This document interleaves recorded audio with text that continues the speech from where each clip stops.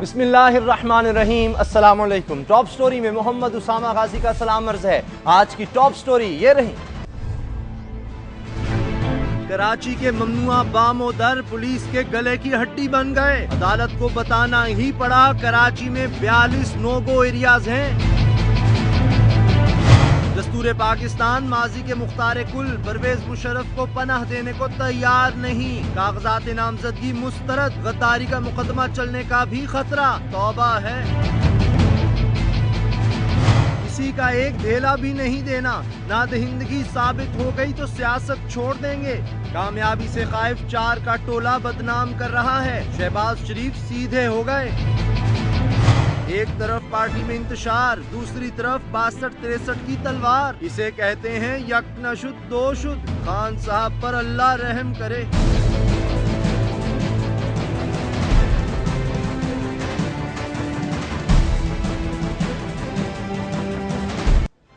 Chief justice Pakistan की सरबराही में कायम लार्जर बेंच कराची बेअमनी केस में 1 इंच भी पीछे हटने को तैयार नहीं। कराची के वो ममनुआ बामोदर गलियां कूचे जो किसी उर्दू बोलने वाले पर बंद हैं, और वो मोहल्ले बाजार जो पठानों पर हराम हैं, उनका सुराग बिल आखिर पुलिस ने लगा ही लिया है। वरना तो पुलिस और दीगर कानून नाफिज करने वाले महकमों का ये आलम था कि जैसे कराची में शेर और बकरी एक ही घाट से पानी पीते हों।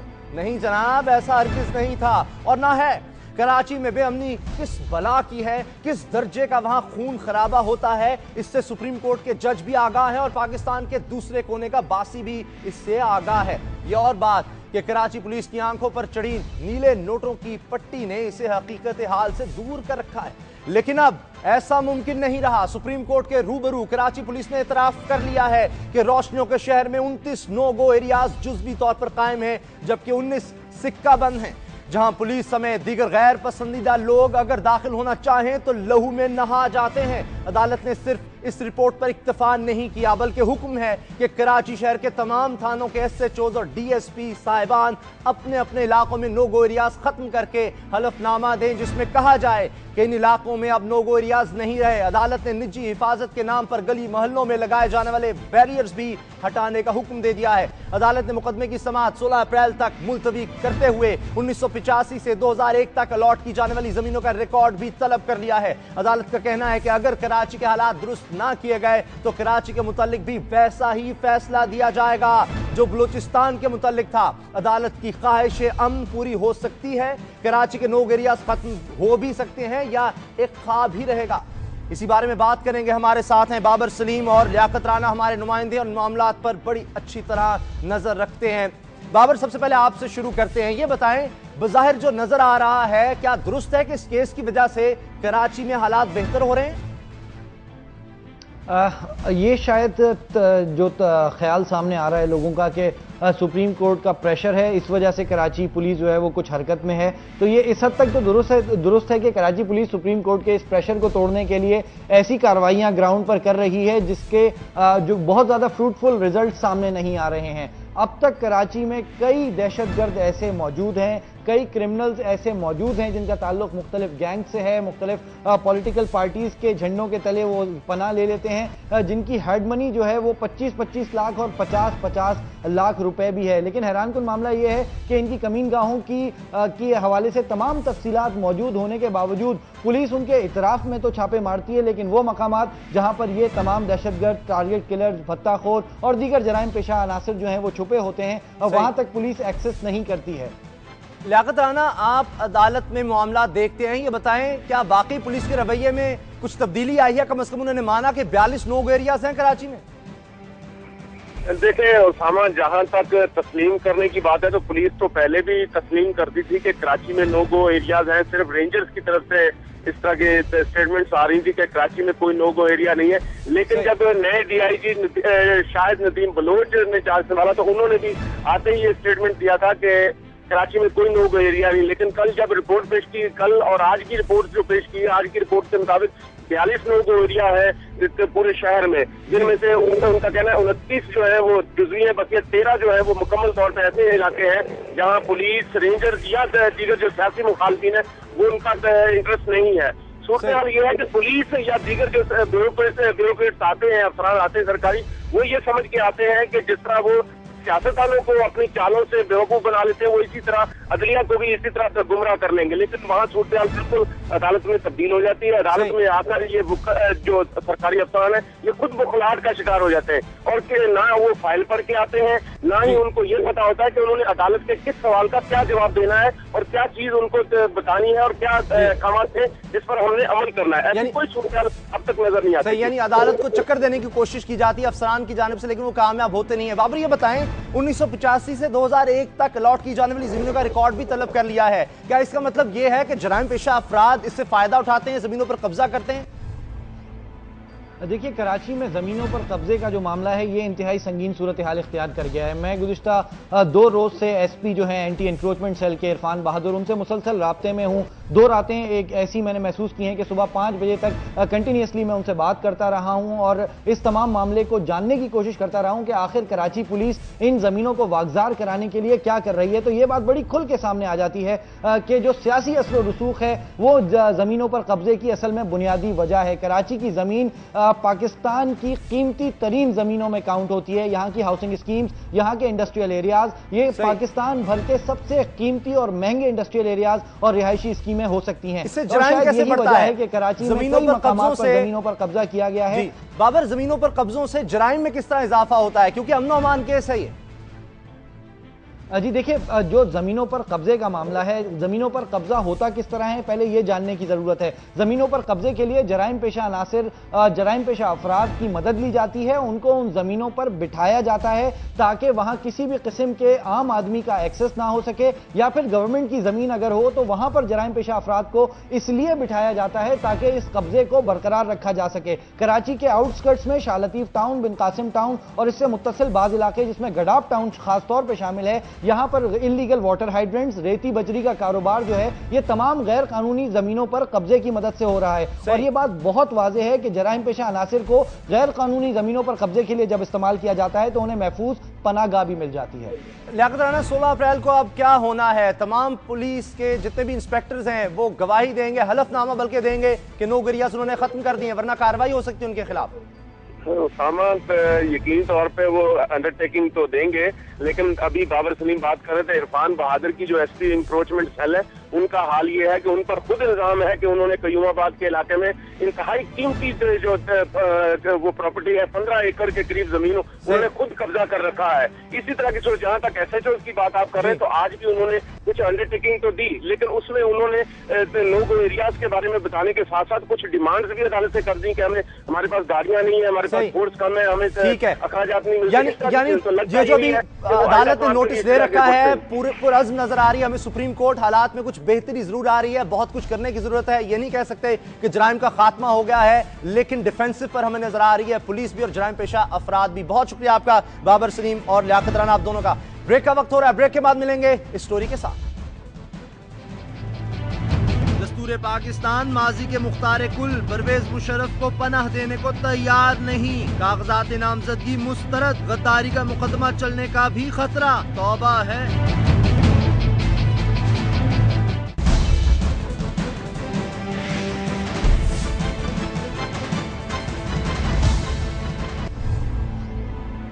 बेरहमाना स्क्रूटनी की आड़ में रिटर्निंग अफसरों के सवालात की बौछार आज भी जारी रही और उसी तरह के सवालात आज भी पूछे गए जिनका कोई मकसद नजर नहीं आता, और सिर्फ इनका मकसद ऐसा नजर आता है कि शर्मिंदा करना है उन लोगों को जो उम्मीदवार हैं इलेक्शन लड़ने के। लाहौर हाई कोर्ट ने यह तक कह दिया है कि ऐसे सवाल पूछना अदालत की तौहीन है, मगर इसके बावजूद अब भी आज के दिन भी यही सवाल पूछे जाते रहे जिनकी वजह से उम्मीदवारों को शर्मिंदगी का सामना करना पड़ा। मगर इन सवालों से कतई नजर कुछ सवाल आइन के हैं जो पूछना लाजिम है, उनकी बात कर लेते हैं। दस्तूर पाकिस्तान माजी के मुख्तार कुल जनरल रिटायर्ड परवेज मुशर्रफ को पनाह देने को तैयार नहीं। एक हल्के से उनके कागजात मुस्तरद हो गए हैं, जबकि उन्हें गद्दारी के मुकदमे का भी सामना करना पड़ सकता है, जिसकी दरखास्त सुप्रीम कोर्ट में दायर कर दी गई है। समाअत पीर को होगी।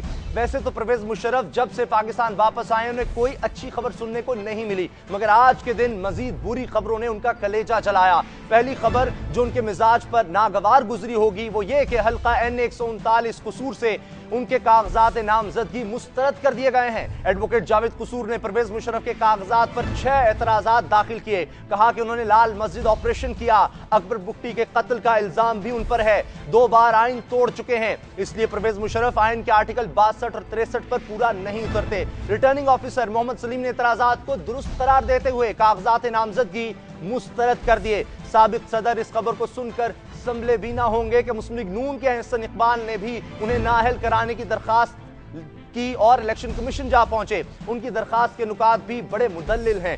परवेज मुशर्रफ के हाथ लाल मस्जिद केस में लोगों के खून से रंगे हैं, कई केसेस में मतलूब हैं, इसलिए परवेज मुशर्रफ को इलेक्शन लड़ने के लिए नाअहल करार दिया जाए। देखना यह है क्या परवेज मुशर्रफ बाय इलेक्शन हो भी सकेंगे या नाअहली का ठप्पा लगेगा और वो बाहर बैठकर तमाशा देखने वालों में शुमार होंगे। इस्लामाबाद के हल्का एन ने 48 से भी परवेज मुशर्रफ की अहलियत पर एतराज दायर कर दिया गया है, लेकिन असल खबर तो यह है कि परवेज मुशर्रफ के खिलाफ गद्दारी का मुकदमा चलाने की दरखास्त पर सुप्रीम कोर्ट का 3 रुकनी बेंच कायम कर दिया गया। बेंच की सरबराही चीफ जस्टिस इफ्तिखार मोहम्मद चौधरी करेंगे। वो ही इफ्तिखार चौधरी जिनकी परवेज मुशर्रफ ने इख्तिदार के नशे में बेतौकीरी की, लेकिन यह कुरान का फैसला है कि इज्जत जिल्लत अल्लाह के हाथ है। पीर को अदालत लगेगी, इफ्तिखार मोहम्मद चौधरी मुंसिफ की कुर्सी पर होंगे, अदालत बुलाएगी तो परवेज मुशर्रफ को पेश और कटहरे में खड़ा होना पड़ेगा। परवेज मुशर्रफ पर इल्जामात बड़े संगीन हैं। आर्टिकल 6 की खिलाफ वर्जी की सजा मौत है। क्या परवेज मुशर्रफ अपने जवाबात से अदालत को मुतमईन कर पाएंगे? खबर तो आज ये भी छपी है कि पाकिस्तान वापसी के बाद से परवेज मुशर्रफ मुसलसल मायूसी का शिकार हैं। अगर यह हकीकत है तो क्या एक मायूस शख्स कौम की रहनुमाई कर सकता है? पाकिस्तान जिन मुश्किलात में घिरा है इससे इसे निकाल सकता है? ये सवाल पूछेंगे ऑल पाकिस्तान मुस्लिम लीग की मरकजी सेक्रेटरी इत्तलात आसिया इसहाक से। आसिया साहबा, बहुत शुक्रिया आपका। सबसे पहले बताएं, क्या वाकई परवेज मुशर्रफ साहब मायूस हो रहे हैं? उसामा, मुझे तो आपके इंट्रो पर इंतहाई अफसोस हो रहा है कि आप वहां पर बैठ के जो तज्जिया कर रहे हैं और परवेज मुशर्रफ से मिले बगैर ये तज्जिया कर रहे हैं, तो ये तो बहुत अजीब मज़ेक़ाख़ेज़ सी बात लग रही है। मैंने कोई तज्जिया कतई तौर पे मायूस नहीं, जो कुछ हुआ है आप मुझे बता दें क्या गलत पहले है?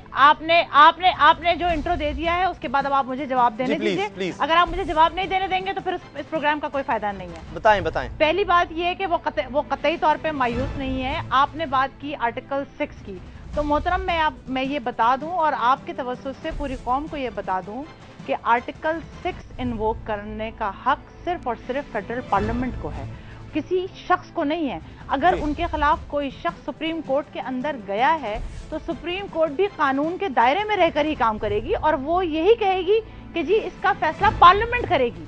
तो लिहाजा किसी शख्स को ये इख्तियार नहीं है और ना सुप्रीम कोर्ट को ना किसी और इदारे को ये इख्तियार है कि वो आर्टिकल 6 को इन्वोक कर सके। रही बात 62 और पार्लियामेंट या फेडरल गवर्नमेंट ने फैसला करना आर्टिकल 6 पार्लियामेंट जनाब आली, फेडरल गवर्नमेंट आर्टिकल 6 कहता है कि हुकूमत फेडरल गवर्नमेंट फैसला करेगी, बोल जाएगी, पार्टी वो होगी, पार्लियामेंट पार्टी नहीं है। मोहतरम मेरी बात सुन लीजिए, बिल्कुल ये आप गलत बात कर रहे हैं। और बात यह है कि जब बात आप आर्टिकल 62 और 63 की करते हैं, आप इजाजत दें किसी कानूनी माहिर से बात कर लें, किसी कानूनी माहिर को ले लेते हैं। आप बिल्कुल जिस किसी कानूनी माहिर को लेना चाहें आप इसके ऊपर ले लें, लेकिन पहले मेरे जवाबात आप सुन लें, ठीक है? उससे पहले इंटरप्ट ना करें। उसामा साहब, आप बात करें आपने 62 और 63 की, तो 62 और 63 के अंदर इलेक्शन कमीशन उस बंदे को नाअहल कर सकता है जिसको कोई कोर्ट ऑफ लॉ 62 और 63 के अंदर कन्विक्ट कर चुका हो। तो परवेज मुशर्रफ तो किसी केस में कन्विक्ट नहीं है। आपने इतनी लंबी चौड़ी कहानी बताई, लाल मस्जिद की बताई, अकबर बुट्टी केस की बताई, आप मुझे एक फैसला बताएं जिसके अंदर परवेज मुशर्रफ कन्विक्ट है। वो तो किसी केस में कन्विक्टेड नहीं है। और तीसरी और सबसे अहम बात, परवेज मुशर्रफ खुद पाकिस्तान आए हैं। रहमान मलिक साहब ने इंटरपोल के जरिए उनके वारंट भिजवा के देख लिए। इंटरपोल ने ये कह के मना कर दिया, इंटरपोल हमारी एजेंसी तो नहीं है ना, उन्होंने ये कह के मना कर दिया कि ये पॉलिटिकली मोटिवेटेड केसेस हैं। ईसीएल में नाम भी तो चला गया। एक मिनट मोहतरम, पाकिस्तान से बाहर भी नहीं जा सकते अदालत की इजाजत के बगैर, ये भी तो हकीकत है। उसामा देखिए मेरी बात सुने, कोर्ट की प्रोसीडिंग्स के दरमियान में मैं मौजूद थी और उसमें जो बात हुई है वो ये हुई है कि वो परवेज मुशर्रफ अगर पाकिस्तान से बाहर जाएंगे तो वो कोर्ट को बता कर जाएंगे। ये जो आपने ईसीएल का जिक्र किया है, ऐसी कोई बात नहीं है, ये झूठ बात है। कोर्ट ने अपना फैसला तमाम एयरपोर्ट्स को दे दिया, वजारत दाखिला को दे दिया। ईसीएल में यही मतलब है कि एग्जीक्यूटिव लिस्ट में नाम बगैर इजाजत के बाहर नहीं जा सकते। भाई इसको देखिए मेरी बात सुने, इंटरप्रिटेशन बात को गलत ना करें, जो कोर्ट के अल्फाज हैं उनको ना म्यूटिलेट करें, ना उसको डिस्टॉर्ट करें। अल्फाज ये हैं कि जी परवेज मुशर्रफ अदालत को बताए बगैर पाकिस्तान से बाहर ना जाएं, दैट्स इट, ना इससे ज्यादा ना इससे कम। तो बेहतर है कि हम इसी पर रहें। आप इसका मतलब आप कोर्ट जाएंगे, एतराजात उन पर लगे, उनके कागजात नामजदगी मुस्तरद हो गए, एतराजात मैंने बताए। क्यों नहीं, देखें क्यों नहीं, हम न सिर्फ ये कि हम एपेलेट कोर्ट के अंदर जाएंगे, बल्कि इससे ऊपर भी एक अदालत मौजूद है। तो जब हम इसके ऊपर जाएंगे 62 और 63 के अब गद्दारी का मुकदमा चल रहा है, उसमें पेश होंगे, उसमें भी पेश होंगे, जाएंगे अदालत सामने पेश होंगे। मोहतरम गद्दारी का मैं आप वो कहते हैं ना कि मेमोरी शॉर्ट लिफ्ट होती है, शायद मीडिया वालों की मेमोरी उससे भी ज्यादा शॉर्ट लिफ्ट होती है। गद्दारी का मुकदमा आर्टिकल 6 मोहतरम मेरी बात वो सुनेगा, बिल्कुल सुनना चाहिए, लेकिन बात यह है कि उस आर्टिकल 6 की इन्वोकेशन जो है वो पार्लियामेंट करेगी, वो सुप्रीम कोर्ट या कोई और इदारा नहीं कर सकता। इससे इस पर बेहतर है कि मैं और आप बहस करें। अच्छा, आप इस पर किसी कानूनी माहिर की राय ले लीजिए। सियासत पर आते हैं, हम वो भी कोशिश करेंगे किसी कानूनी माहिर से भी बात करें। सियासत के हवाले से बात करें, परवेज मुशर्रफ साहब ने जब प्रेस कॉन्फ्रेंस की, उन्होंने खुद कहा कि मैं देखूंगा कि लोग मुझे पजीराई देते भी या नहीं, उसके बाद मैं देखूंगा कि मुझे पाकिस्तान में रहना है या नहीं। इसका मतलब है वो कभी पाकिस्तान से जा भी सकते हैं अगर उन्हें ज्यादा पजीराई नहीं मिली। कोई जलसा वो अब तक कर नहीं सके, मुसलसल रोजाना उनके लिए कोई बुरी खबरें आ रही हैं। कोई एक अच्छी खबर मुझे बता दो जो आ रही हो, मुकदमा चल रहे हैं, इतराजात लग रहे हैं, मुस्तरद हो रहे हैं। ये आप बात कर रहे हैं और जिस प्रेस कॉन्फ्रेंस का आप हवाला दे रहे हैं, परवेज मुशर्रफ की पाकिस्तान आमद से लेकर आज तक मैं उनकी प्रेस कॉन्फ्रेंसेस को खुद होल्ड करवा रही हूँ। उन्होंने डेफिनेटली ये जुमला कहा कि जी मैं देखूंगा पजीराई मुझे लोगों में मिलती है कि नहीं मिलती है जी। और उन्होंने ये कहा कि पाकिस्तान में एक तीसरी फोर्स का बनना जरूरी है जो पाकिस्तान को इन बुरे हालात से बाहर निकाल सके। लेकिन एज फार एज वो सब कुछ छोड़ के, जहां पर वो आराम से जिंदगी गुजार रहे थे, वो सब कुछ छोड़ के वो पाकिस्तान वापस आए, पाकिस्तान की लोगों की मोहब्बत में वापस आए, उनकी तकलीफ में वापस आए हैं। तो अब एक शख्स जो कि सब कुछ अपने आराम को छोड़कर फिर पाकिस्तान वापस आया है, वो पाकिस्तान को छोड़ के क्यों जाएगा? ठीक है, और मुकदमात को उन्हें सामना है और वो करेंगे। देखते हैं मुकदमात में फैसले क्या होते हैं। बहुत शुक्रिया आयशा इसहाक हमारे साथ थी, ऑल पाकिस्तान मुस्लिम लीग की मरकजी सेक्रेटरी इत्तलात। ब्रेक का वक्त हो रहा है, ब्रेक के बाद मिलेंगे इस स्टोरी के साथ। किसी का एक ढेला भी नहीं देना, नादहिंदगी साबित हो गई तो सियासत छोड़ देंगे। कामयाबी से कायफ 4 का टोला बदनाम कर रहा है, शहबाज शरीफ सीधे हो गए।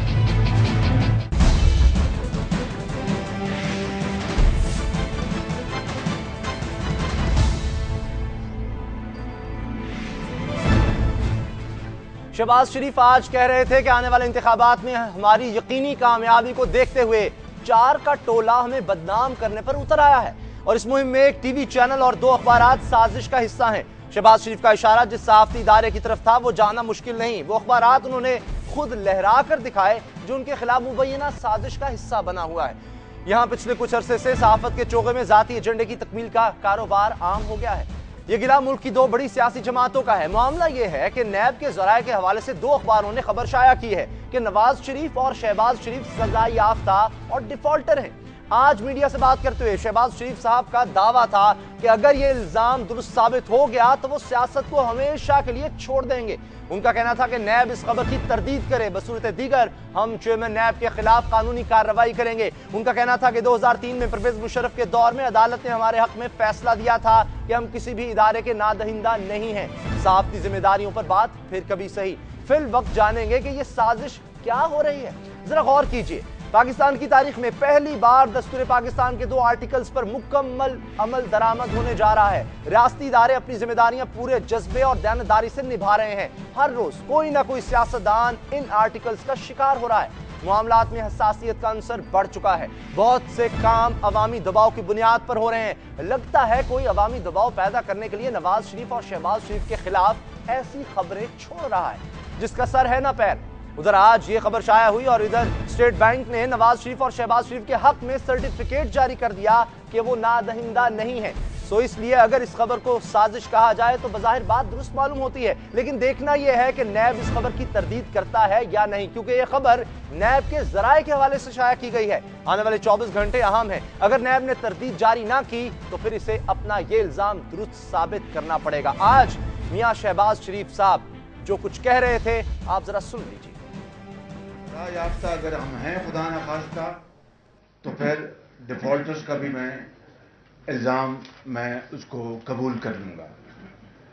और अगर हम सजा याफ्ता नहीं हैं तो 100% डिफॉल्टर्स का भी इल्ज़ाम बेबुनियाद और गलत है। ये मैंने इसलिए दिखाया कि एक अखबार में उसकी हेडलाइन लगाई गई है और साथ बताया गया है कि नैब ने इलेक्शन कमीशन को एतराज़ भेज दिया। अगर हम पर एक पैसे के कर्जे की नादहिंदगी या जिंदगी भर कोई कर्जा राइट ऑफ कराने का इल्ज़ाम साबित हो जाए तो हम हमेशा के लिए सियासत छोड़ देंगे। अब मुस्लिम लीग नून का आइंदा का लाहेअमल क्या होगा, क्या वो अदालत जाएंगे और इंतखाबी अमल पर क्या ये इल्जामात असरअंदाज हो सकते हैं, इस बारे में बात करेंगे मुस्लिम लीग नून के तर्जुमान सेनेटर परवेज रशीद से। परवेज रशीद साहब, सबसे पहले तो ये बताएं कि ये साजिश तैयार कर कौन रहा है आपके खिलाफ?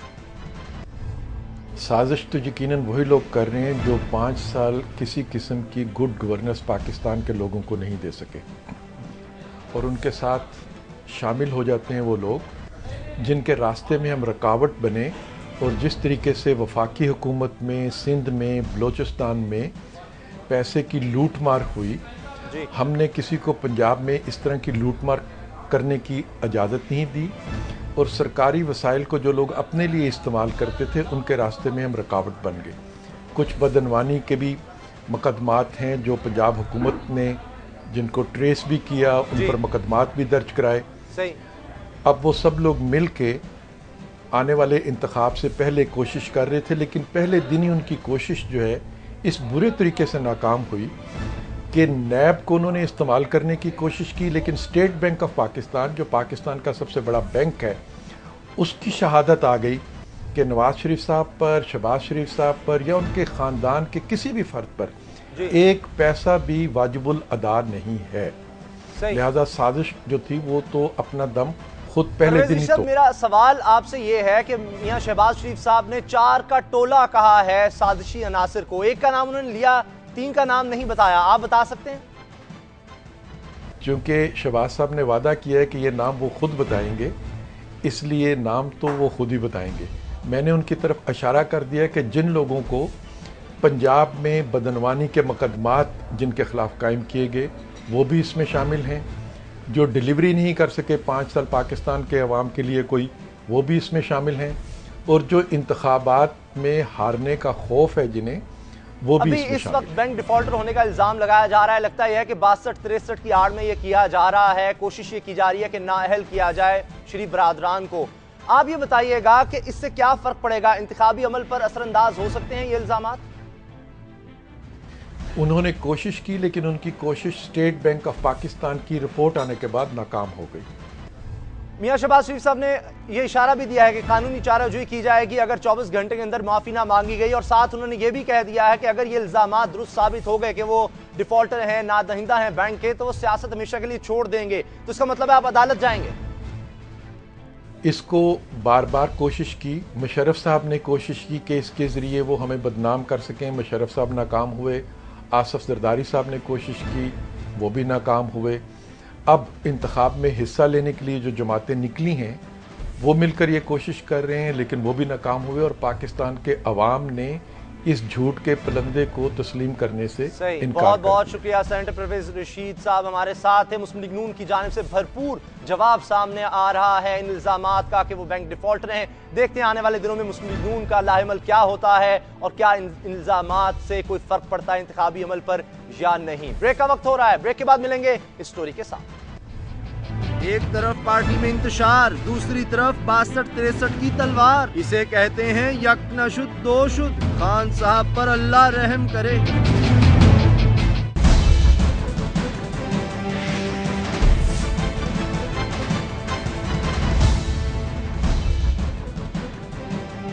तहरीक इंसाफ के चेयरमैन इमरान खान कह रहे थे कि नौजवान नए पाकिस्तान का फैसला कर चुके हैं, तारीख का सबसे बड़ा इंकलाब आने वाला है। वो कह रहे थे ये कभी जुनून को हरा नहीं सका। लाहौर में तहरीक इंसाफ के तब्दीली रजाकारों से खिताब करते हुए इमरान खान ने कहा कि पाकिस्तान को बदलना है, तब्दीली आएगी, इसे कोई नहीं रोक सकता। इमरान खान बिल्कुल दुरुस्त कहते हैं कि तब्दीली को कोई नहीं रोक सकता, लेकिन यह भी हकीकत है कि तब्दीली का नारा लगाने वाली तहरीक इंसाफ भी तब्दीली की जद में है। सियासी उफ़क़ तेजी से खुद को तीसरी सियासी क़ुव्वत मनवाने वाली तहरीक इंसाफ को इलेक्शन से लेकर एक और टेंशन का सामना है। एक तरफ पार्टी में इंतशार है तो दूसरी तरफ 62-63 की नंगी तलवार, यानी यक न शुद्ध दो शुद्ध। खान साहब दो महाजों पर लड़ रहे हैं। कल खबर थी कि टिकटों में मेरिट की खिलाफ वर्जियों पर अलीम खान समेत 7 उम्मीदवारों ने टिकट वापस कर दिए। मुख्तलिफ शहरों में तहरीक इंसाफ के कारकुनों ने उम्मीदवारों के हक में मुजाहरे भी किए, लेकिन खान साहब का एक जोड़ 62-63 से भी लगने वाला है, क्योंकि सजने वाले इलेक्शन मेले में वही शरीक होगा जो 62-63 के इस पुल सरात से गुजरेगा। आजाद इलेक्शन कमीशन की बेरहमाना स्क्रूटनी जारी है, दस्तूर पाकिस्तान का बोलबाला हो रहा है और सियासत के बड़े बड़े बुर्ज उलट रहे हैं। मुखालिफिन मद्दे मुकाबिल के खिलाफ एतराजात की मोटी फाइलें तैयार करके रिटर्निंग अफसरों के हुजूर पेश हो रहे हैं। ऐसे एतराजात का सामना तहरीक इंसाफ के चेयरमैन इमरान खान को भी है। वो जहां भी जाते हैं सीता वाइट का भूत उनका पीछा नहीं छोड़ता। सीता वाइट का दावा है कि इमरान खान उनकी बेटी टेरियान के वालिद हैं। एक और एतराज जुआ खेलने का भी नजर आ रहा है, जिसका जिक्र वो अपनी किताब में भी कर चुके हैं। क्या ये एतराजात 62-63 की छलनी में से आसानी से गुजर जाएंगे या रिटर्निंग अफसरान के खिलाफ इनके खिलाफ फैसला सुना देंगे? सवाल यह भी आम है कि अगर इमरान खान इलेक्शन की दौड़ से बाहर हो गए तो इस जुनून के अज़्म का क्या होगा जिसकी उन्होंने राहबरी करनी है, क्योंकि राहबर के बगैर कारवां मंजिलों तक नहीं पहुंचा करते।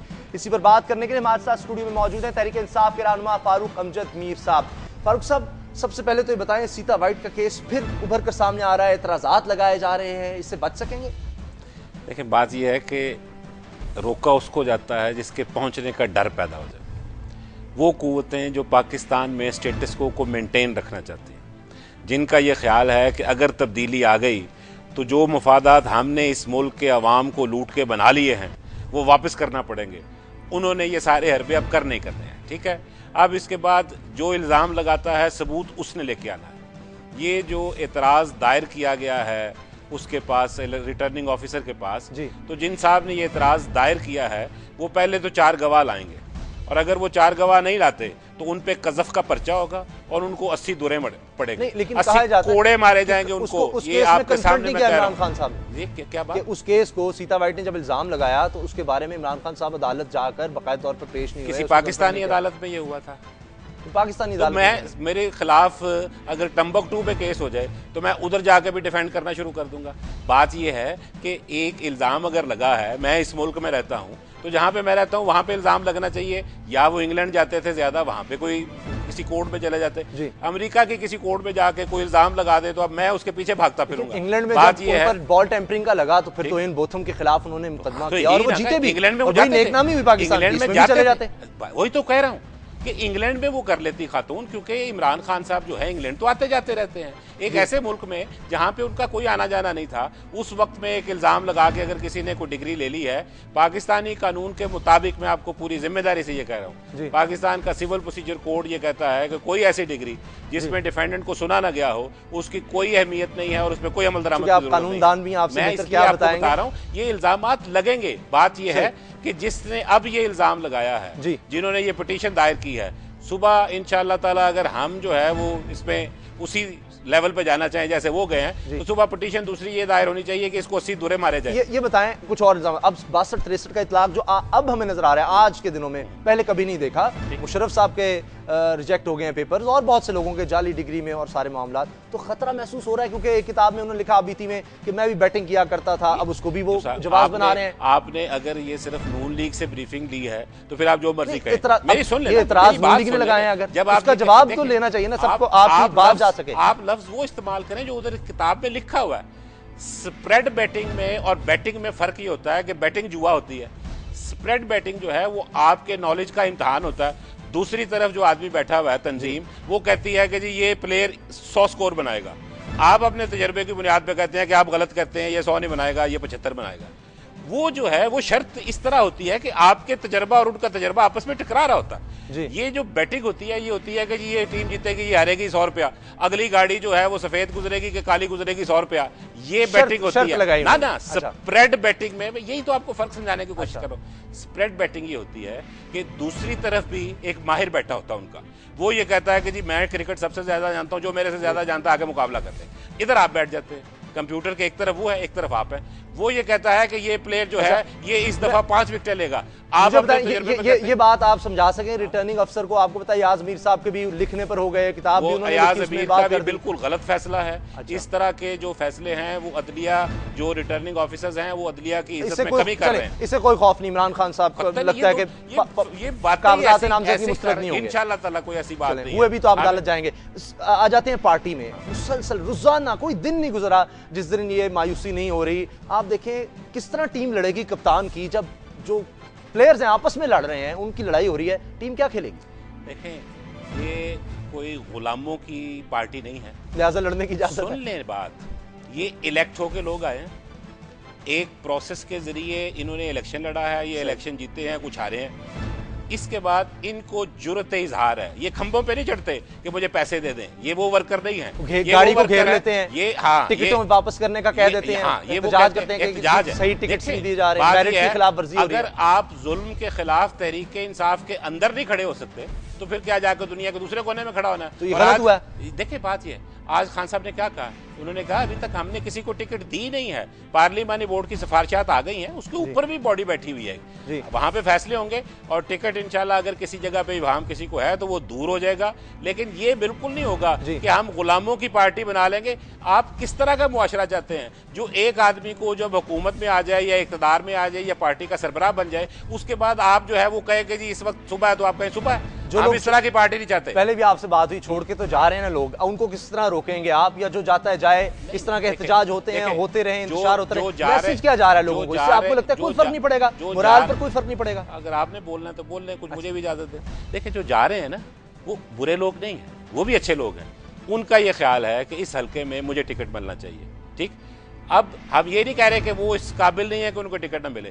2 काबिल लोग हमारे पास आ गए हैं, उनमें से किसी एक तो देना है। अगर आपका नजरिया, सुन ले, अगर आपका नजरिया वाकई तब्दीली और इनकलाब का है तो आपको पार्टी के साथ खड़े रहना चाहिए। अगर आपका नजरिया सीट का है और आप जाएंगे तो हमें अफसोस होगा, लेकिन ये हम ये नहीं। यही बात कल प्रोग्राम में थे, चीमा साहब भी थे, जमशेद चीमा साहब, वो भी इसी तरह की बातें कर रहे थे कि एतराज हमें यह है कि जिस वजह से तब्दीली का नारा लेकर हम आए थे वो नहीं हो रही। जो इलेक्टेड रिप्रेजेंटेटिव हैं उनको सुना ही नहीं जा रहा, उनकी बात हो ही नहीं रही। हामिद खान साहब फर्ज करें, वो कहते हैं वो किसी तरह इलेक्ट नहीं होकर आए, उनको टिकट मिल रहा है, जिन लोगों को मिलना चाहिए उनको मिल ही नहीं रहा। देखिए पार्टी इलेक्शन लड़ना और बात है। देखिए पार्टी इलेक्शन लड़के आपको इजाजत दी गई है कि आप लोगों को रिकमेंड करें, ये इजाजत नहीं दी गई कि आप खुद ही को रिकमेंड करते रहें। जो लोग इलेक्शन पार्टी में नहीं आए, जैसे हामिद खान साहब हैं, उनका पार्टी के लिए कुर्बानियां हैं। उन्होंने 17 साल से इस पार्टी को जो है वो अपना टाइम दिया है। अब इस वजह से कि वो पार्टी के इलेक्शन में हिस्सा नहीं लेते तो हमने ये या तो ये कह दिया जाता, ये तो फिर पार्लियामेंट बोर्ड एक हो गया ना उनका इस्तेमाल, जिसको चाहे, जिन लोगों ने वोट लिए हैं, तहरीक इंसाफ के मेंबरान के वोट लिए हैं। सिर्फ चीमा साहब की बात का जवाब दे रहा हूँ। जिन्होंने वोट लिए हैं वो पार्टी के ऑफिस बेरर बन गए हैं, वो ओहदेदार बन गए हैं। टिकट उनको नहीं जरूरी मिलना, टिकट इन्होंने रिकमेंड करके भेजना है कि 3 लोग ये हैं हमारे हल्के में। अब अगर ये तीनों अपने इलेक्टेड लोगों को भेज देंगे तो बाकी लोग जिन्होंने इलेक्शन नहीं लड़ा वो किधर जाएंगे? कैसे एतराज़ात दूर करेंगे अगर ये लोग इसी तरह ही करते रहे? डिसिप्लिन की खिलाफ वर्जी तो है, इनके खिलाफ एक्शन लेंगे या अगर ये छोड़ के जाना चाहते हैं तो चले जाए। लेकिन ना कोई छोड़ के जा रहा है, ना ये इस तरह की कोई डिसिप्लिन की खिलाफ वर्जी है। उन्होंने चेयरमैन तक अपना एहतजाज पहुंचाया, चेयरमैन ने उसके जवाब में ये कहा कि अभी तक चूंकि किसी एक आदमी को भी टिकट जो है वो जारी नहीं हुआ, इस पे अगला प्रोसेस जो है वो अपील का है पार्टी के अंदर, वहां पे ये फैसला हो जाएगा। 17 से पहले फैसला होना, वो फैसला इंशाल्लाह हो जाएगा। जरूरी नहीं है जो लोग इलेक्ट होकर आए हैं सिर्फ उन्हीं को टिकट दिए जाए। तो फिर ये जो 35%, 25 से आप कहा है, आज इमरान खान साहब ने कि 25 नहीं, 35% नौजवानों को टिकट दिए जाएंगे, उनको कैसे मिलेंगे? 17 साल से तो कोई नौजवान नहीं होगा तहरीक इंसाफ के साथ। आपको ये शायद सुन के हैरत होगी कि नौजवान 12-12, 13-13 साल की उम्र से इस पार्टी के साथ हैं। उन्होंने अपने जो है वो जवानियाँ इस पार्टी को दी हैं और हमारे लिए वो इतने मोहतरम हैं कि अगर उनके लिए इमरान खान को फंड रेज करने के लिए नया पाकिस्तान के नाम से बनाना पड़े काम, वो बना के उनके लिए गली मोहल्ले में जाने को तैयार हैं, क्योंकि ये पार्टी का सरमाया है। आप ये ना समझें कि कोई जो है वो सारे सफ़ेद बाल हो, हम एक कम्बिनेशन बना रहे हैं, सफ़ेद बाल नौजवान जो है वो 17 साल से नहीं होगा। जब जिस दिन वो 18 साल से हुआ, अगर वो पीटीआई में आ गया और इस बात को 7 साल हुए तो अब वो 25 साल का हो चुका है, अब उसको टिकट उसका हक बनता है। चाहे सीता वाइट केस हो, चाहे स्प्रेड बैटिंग की बात हो, तहरीक इंसाफ को, इमरान खान साहब को उससे खतरा नहीं है। फारूक अमजद मीर साहब हमारे साथ हैं, हम शुक्रिया अदा करते हैं। ये था आज का प्रोग्राम। दुआओं में मोहम्मद उसामा गाजी को याद रखिएगा। अल्लाह ताला आपको नफरतों और औलाद के गम से महफूज रखे। अल्लाह हाफ़िज़।